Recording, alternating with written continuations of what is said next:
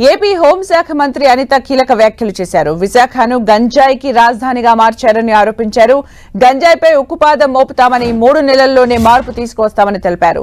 గంజాయి వాడకం లేకుండా చేస్తామన్నారు మంత్రి అనిత. పోలీసు ఉన్నతాధికారులతో సమీక్ష సమావేశం నిర్వహించారు. గంజాయి డ్రగ్స్ నిర్మూలనపై చర్చించారు.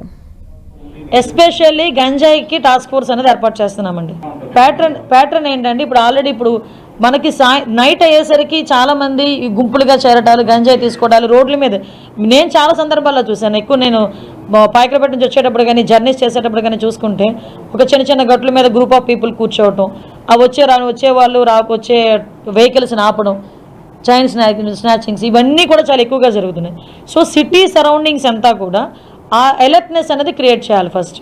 అంటే ఈ గుంపులుగా కూర్చొని రోడ్ల మీద కూర్చొని గంజాయి తాగేది, రోడ్ల మీద వాళ్ళు వీరంగం చేసేది, రోడ్ల మీద వెళ్ళే ప్యాసింజర్స్ని ఆపేది, ముందు అలాంటివన్నీ కొంచెం ఉన్నవి కంట్రోల్ అవ్వాలి.